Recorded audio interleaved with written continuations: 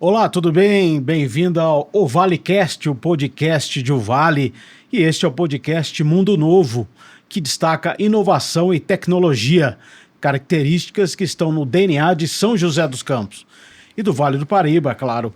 Meu nome é Xando Alves, eu sou o repórter especial de Ovale e hoje eu recebo aqui com muita honra Luiz Antônio Tosi, que é diretor da FATEC, a Faculdade de Tecnologia de São José dos Campos. Professor, seja muito bem-vindo ao OVALIcast. Opa, muito obrigado, Xandu. Aqui é sempre uma satisfação poder estar com vocês aqui. Bom, para quem ainda não conhece o professor, é graduado em Engenharia Naval e Oceânica pela USP, mestrado em Engenharia de Infraestrutura Aeronáutica pelo ITA e doutorado em Engenharia Mecânica de Produção também pelo ITA. Foi secretário executivo do Ministério da Educação, uma espécie de vice-ministro, e vice-superintendente do Centro Paula Souza. Professor, para a gente começar esse bate-papo, como é que a tecnologia entrou na vida do senhor? Rapaz, a tecnologia da minha vida, ela está desde o começo. Antes de entrar na área de educação, eu fui empresário da área de tecnologia. Tivemos aí algumas empresas trabalhando com isso, então desde que eu me formei, já me formei nesse ambiente de trabalhar com o digital e ficamos quase 20 anos trabalhando nessa camada aí da TI, da informática. Pegamos todo aquele começo dos TK-85, NSX, IBM e assim foi até chegar onde a gente está hoje nas inteligências artificiais. Eu pensava justamente no TK-85, que eu fiz colegial técnico, informatizando, né? Fazendo programa naquela coisa lá que hoje qualquer calculadora tem mais poder de processamento. E eu pergunto, professor, essas últimas décadas dá para falar que são de maior e mais rápida evolução na tecnologia da história humana? Cara, eu tenho certeza que a evolução é muito grande. Mas não só na questão da tecnologia, quando a gente pensa no TI, mas a tecnologia em geral, né? A gente começou a ter uma evolução tecnológica mesmo. Vamos pensar lá na Revolução Industrial, na primeira, lá nos anos 1700 e tanto, 1800, onde a gente conseguia desenvolver novas coisas baseada na experimentação, que é a base da ciência, né? Quando a gente organizou as sociedades científicas, a gente conseguiu organizar o desenvolvimento tecnológico. É por isso que o Ocidente cresceu rapidamente depois dos anos 1800. De Newton para frente, as tecnologias evoluíram. Por quê? Porque a gente conseguiu sistematizar o modelo científico. E a partir daí, a gente vem evoluindo muito rápido. E a questão da tecnologia digital, ela é assombrosa. Eu já passei de 50, então a gente viu o quanto a tecnologia na área mecânica evoluiu, mas o quanto a tecnologia da eletrônica e a digital tem evoluído e tem transformado. É assombrosa. E tem um problema, não tem manual de instrução. O mundo está em transformação, todas as tecnologias mudando a forma da gente viver, e a gente está vivendo, trocando esse pneu com o carro andando, acertando e errando, tentando fazer o melhor, mas estamos aprendendo. E hoje, professor, está na boca de qualquer pessoa a tal da inteligência artificial, né? Todo mundo hoje se pega falando nela. O que é inteligência artificial? Para a gente conceituar, para o nosso ouvinte, leitor acompanhar. O que é isso, professor? Eu vou dar como um engenheiro naval entende a inteligência artificial, né? Não sou o cara de TI especialista. Mas se a gente fosse conceituar isso de uma forma fácil de entender, imagine o desafio de você colocar todo o conhecimento humano, desde a base da história da humanidade moderna, até hoje, colocar isso numa pendrive, colocar isso num HD. Não cabe. Então a gente tem um primeiro desafio da inteligência artificial, que foi como eu condensar todas essas informações dentro de um cérebro mecânico, eletrônico, sei lá o quê. E a partir daí, esse desafio ainda é grande. Você tem ainda não consegue pegar todas as informações completas. Você vai tentando compactá-las ao máximo para ganhar o máximo de espaço para que elas caibam dentro das capacidades de armazenamento existentes. E a partir daí você tenta fazer com que este monte de informação faça sentido usando basicamente uma lógica estatística. Que seria o seguinte: sobre aquele tema, qual a próxima palavra que mais aparece, o que faz mais sentido? Aí ele vai lá, avalia estatisticamente, então, a próxima palavra é essa, depois é essa, depois é essa, depois é essa. Então, são dois desafios grandes. Primeiro, tentar reduzir e compactar todos os conhecimentos. É aí que eles dão as mensagens e as informações erradas. Porque ele pega metade do meu nome, metade com outro nome, pensa que é outra pessoa. Ele não sabe exatamente quem é quem. Ele tenta maximizar o espaço. E segundo, ele vai tentando modelar, e aí aí que estão os algoritmos, né? As lógicas, ele vai, a partir de uma análise estatística de toda essa quantidade de informação, tentar montar uma sequência de palavras ou de pensamentos, ou de, entre aspas, e por isso artificial. Ele tenta usar toda essa informação e produzir a partir daí uma sequência que tenha, do ponto de vista de linguagem, que tenha uma inteligibilidade, ou seja, que seja inteligível e que ele ache que esteja mais correto. Basicamente é isso que eu entendo como inteligência artificial. E os desafios estão aí. Como melhorar essa compactação e a precisão dos dados, sem desprezar muita informação, e como melhorar a forma dele montar essas frases e toda a estrutura da linguagem que ele precisa para dar as respostas. O senhor, que é uma pessoa de educação, né, que trabalha já há bastante tempo na área de educação, essa é uma das áreas que o senhor acha que a inteligência artificial pode ajudar bastante, que outras o senhor acha que ela vem para ajudar? E agora o lado oposto, quais são os desafios também que ela trazem de prejuízo à educação? Essa é a tal da pergunta de $1 milhão, né? Quem tem a resposta para isso aí é aquilo que eu te disse, nós estamos em fase de construção. Mas o que a gente tem observado, assim, a partir das experiências, tanto individuais quanto o que a gente tem acompanhado por aí, os dois pontos que você trouxe fazem todo sentido. Primeiro ponto é a questão de como ela está transformando a vida das pessoas. No ponto de vista da educação. A tecnologia, como você colocou no começo, ela tem feito isso. É muito mais natural para uma criança falar para o celular e o celular escrever do que ela pegar o caderninho e escrever, não é? É muito mais natural ela buscar uma informação na inteligência artificial do que ela ir numa biblioteca. Então, assim, muitas vezes a facilidade, até a gente não lembra mais a ortografia, quando a gente vai escrever, escreve a palavra errada, o aplicativo escritor corrige para a gente. Então, fica muito fácil para a gente fazer isso. Só que isso vai nos acostumando mal. A gente já não sabia mais fazer conta. Na minha geração tinha que decorar a tabuada, depois não precisava mais. Então, assim, a calculadora lá atrás já dificultou a gente saber fazer as contas de cabeça. Agora, os corretores ortográficos fazem com que a gente não saiba mais ortografia. E agora, os mecanismos de busca e de construção de frases e pensamentos fazem com que a gente diminua a nossa capacidade de pensar, né? Então, é um risco que a gente tem. Por outro lado, nós temos que olhar a tecnologia como algo que sempre evolui. Até hoje, a tecnologia sempre colocou a humanidade no andar de cima. Nunca fomos para baixo, ou seja, sempre as próximas gerações foram evoluindo com base, não sem percalços, não sem desafios, mas foram evoluindo e crescendo, estando para outras posições melhores. Então, o que eu queria dizer é o seguinte: é importante que a gente use a tecnologia, mas não para nos substituir, como a calculadora fez com a nossa capacidade de cálculo, mas para nos impulsionar. Quem é da minha época lembra do ciborgue, o homem de $6 milhões, que tinha lá um monte de mecanismos que o tornava mais forte, e ele conseguia fazer mais do que quem não tinha. Então, a tecnologia tem que ser usada para nos aumentar e não para nos substituir. Então, não podemos simplesmente abandonar a tecnologia e fazer como a gente fazia 30 anos atrás. Nós temos que incorporá-la ao nosso ambiente.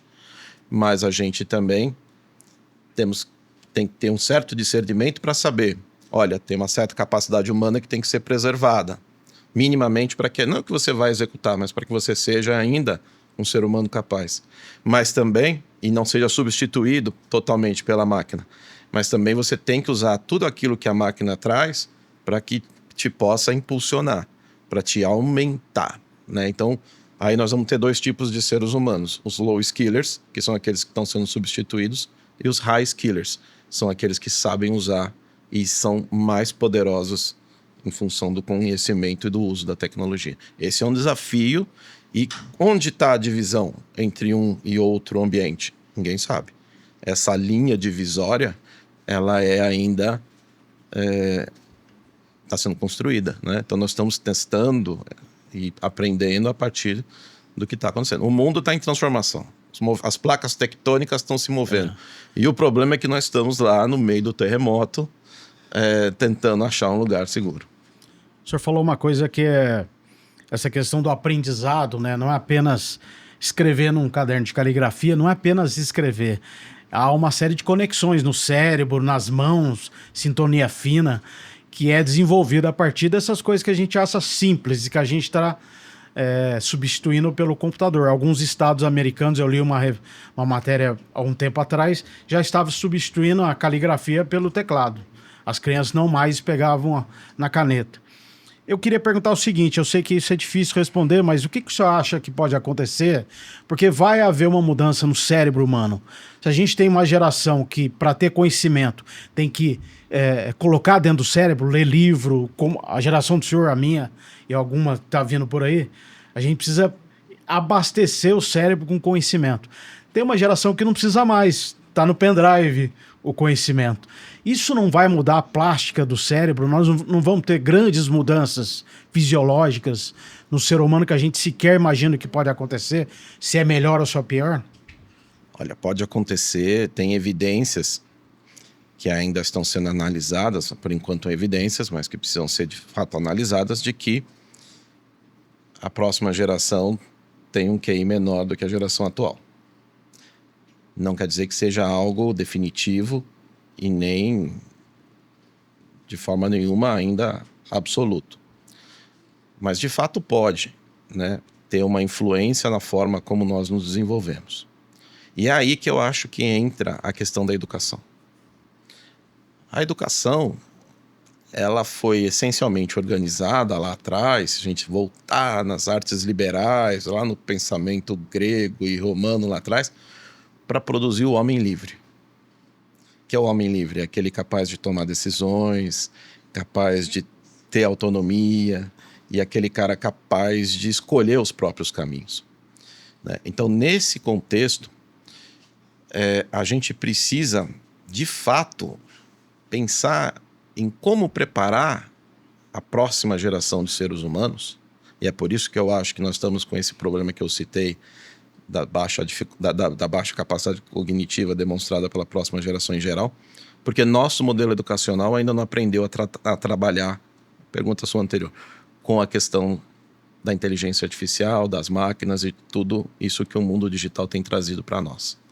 Então, o que a gente tem como grande desafio para evitar que nós pioremos como seres que vão se adaptar e vão, a partir de um processo evolutivo, a novas condições, que a gente mantenha e descubra quais são os nossos mecanismos. Aí entra toda a parte de psicopedagogia que a gente tem que trabalhar para que mantenha e use as ferramentas tecnológicas para aumentar a capacidade cognitiva da nossa juventude e das nossas crianças, né? Então, eu acho uma grande bobagem aquela coisa do nativo digital.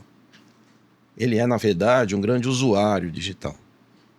Ele tem pouca capacidade de aprofundar dentro daquele. Nós que somos os imigrantes digitais, que viemos do modelo analógico e vamos tentar entender as coisas, temos ainda até um pouco mais de discernimento do que muitos dessa nova geração dita nativa digital.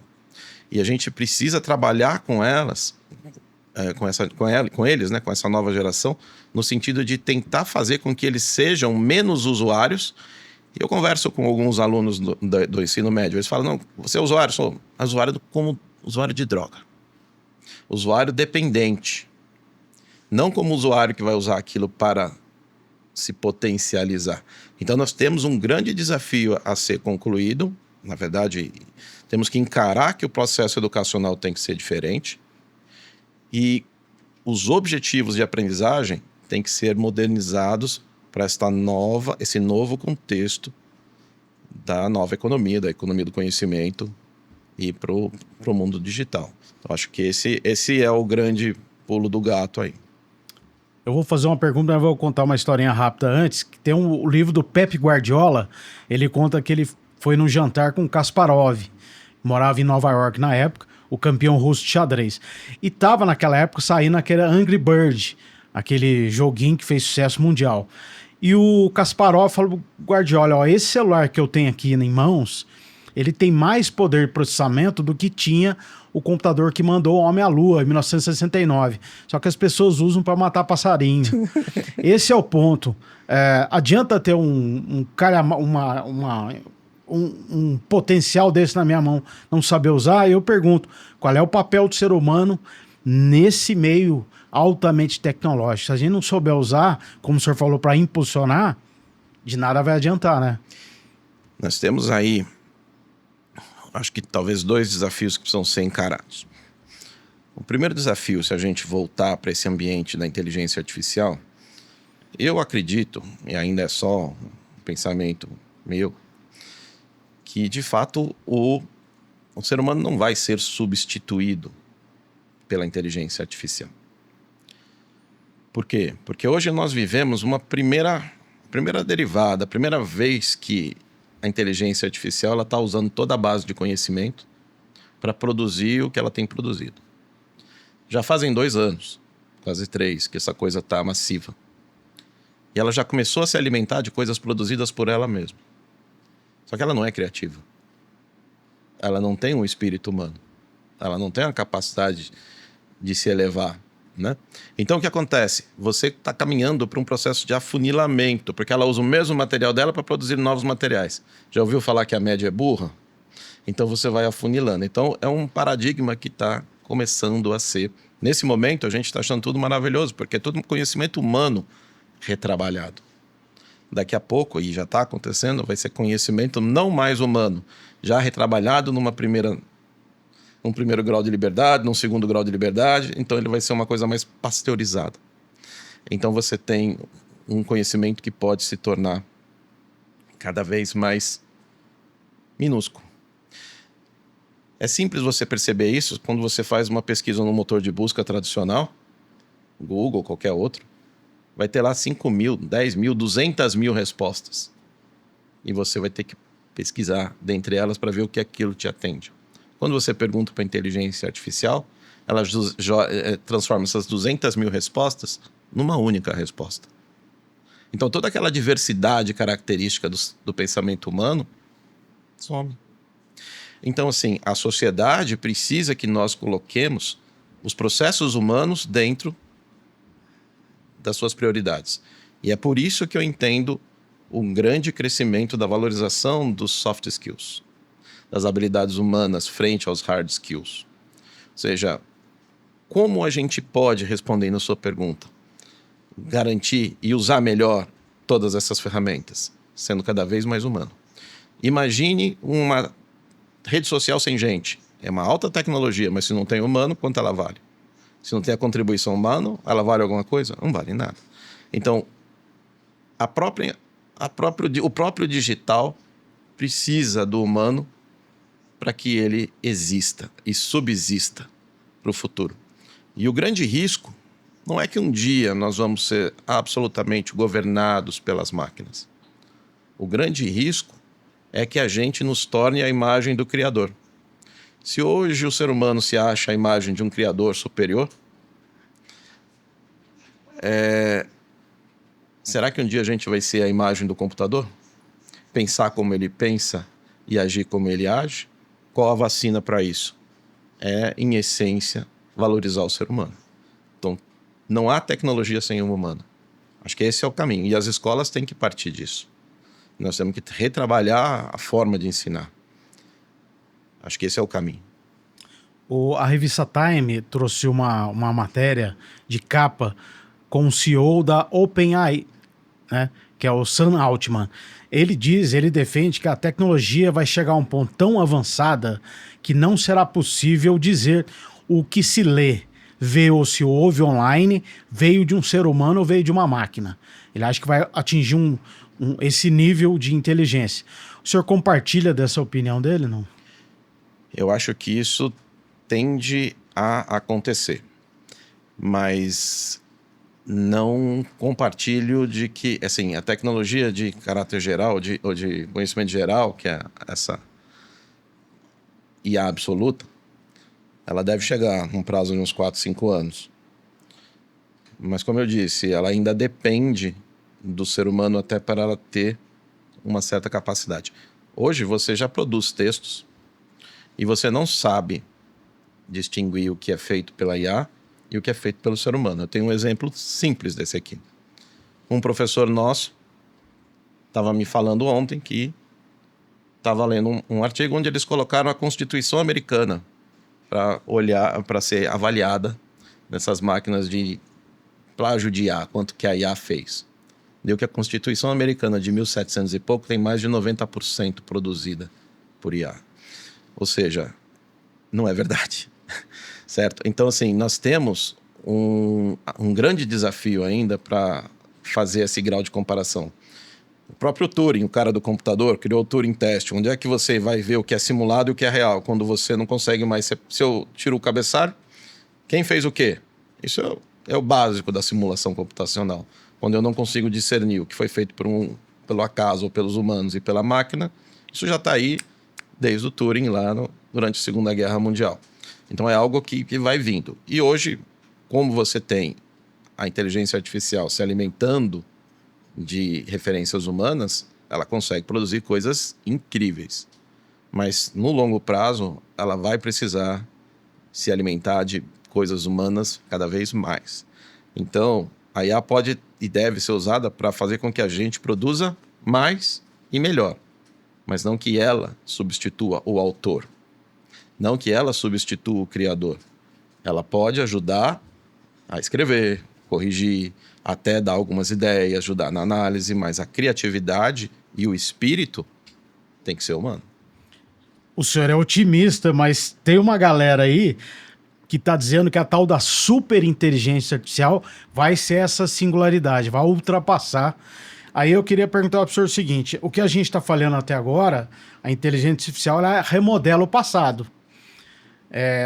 Fizeram a experiência, por exemplo, de uma inteligência criar uma sinfonia como um compositor tal, ela foi abastecida de todas as composições daquele cara e produziu uma sinfonia, mas ela não fez nada novo. Não fez. Ela remodelou o que ou seja, ela retrabalhou o passado. Para ser humano, a gente cria o futuro, a gente tem imprevisibilidade, né? Einstein, por exemplo, viu 100 anos atrás o que foi comprovado só agora. Ele viu o que ninguém viu. O ser humano vê o que ninguém vê. O senhor acha... tem esse povo que defende a super inteligência artificial que poderá ultrapassar esse limite. Uma inteligência artificial realmente que crie, que tenha criatividade como ser humano. O senhor acredita nisso? Eu não. Eu ainda acredito que o ser humano tem uma capacidade até para definir o que é belo. Será que o modelo de carro que existe hoje um computador faria para a gente 3 anos atrás? E fala, não, você vai gostar disso. Ele pode até saber pelas lógicas e pelos algoritmos, mas aquilo que é arte, aquilo que é belo, eu acho que não. Eu quero acreditar que não. Como você disse, eu sou otimista nesta área. E é por isso, eu acho que a gente tem 2 caminhos a seguir. Você tem um caminho que é olhar, bem, então o robô vai fazer tudo e nós vamos viver de renda. Essas grandes empresas têm que ter muito faturamento e vamos dividir esse bolo para sustentar todo mundo com um salário mínimo e cada um vai fazer o que gosta na vida porque não tem mais trabalho para ninguém. E tem um outro caminho, que esse primeiro é o mundo sem trabalho. E o segundo caminho, que é o caminho de você resolver isso via educação em pessoas. Ou seja, tentar formar as pessoas para que elas sejam ainda protagonistas e mantenham esse processo ao longo do tempo. Porque há essa divisão, eu acompanho muito essa discussão, ele é muito interessante. Miguel Nicoleles, por exemplo, ele bate na tecla. Né, algumas pessoas defendem que vai ser possível fazer um upload de fora para dentro do cérebro ou do cérebro. Ele fala, não, porque o cérebro é analógico. Você não consegue fazer uma combinação entre o analógico e o digital. E aí vem essa questão. Ele falou, como você vai computacionar a beleza? O senhor falou na beleza. Como é que criar uma fórmula para beleza? E a inteligência artificial basicamente é isso, é matemática, né? É estatística. Porque a grande divisão será que a máquina vai poder ter uma emoção algum dia?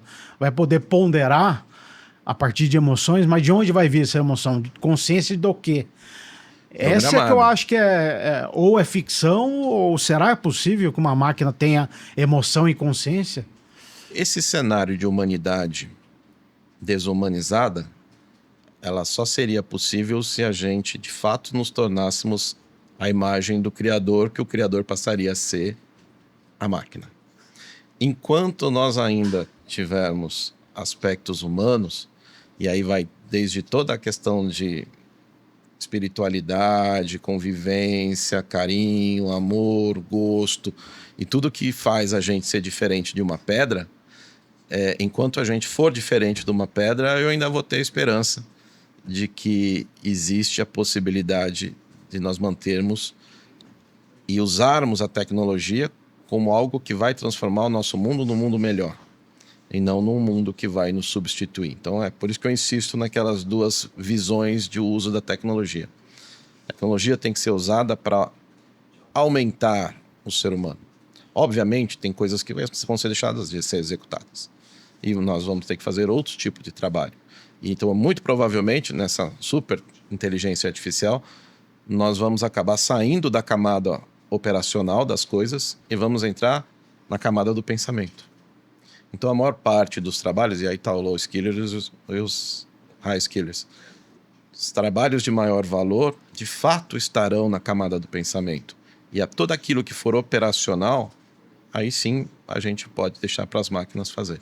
Então, o ser humano tem que caminhar para esta cada vez mais. Você falou de unir mãos e mentes. É um desafio da humanidade desde que ele inventou o modelo educacional. É Platão ou é Aristóteles? Juntos os dois. Sempre que as duas coisas andam juntas, a humanidade progride. Quando a gente está muito espiritualizado, não rola. Quando a gente está muito pragmatismo, também não rola.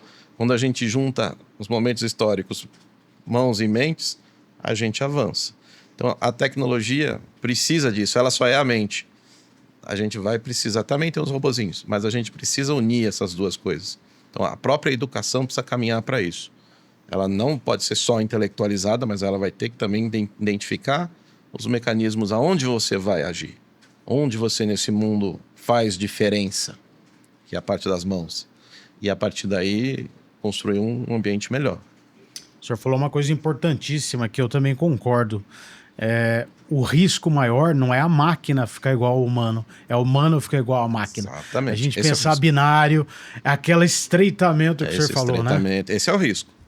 Na minha opinião, esse é o risco. E esse é o único ambiente onde esse cenário de total substituição funciona. Mas para isso acontecer, o ser humano tem que deixar de ser o que é hoje, né? A gente tem que viver como vivem as pedras em Marte.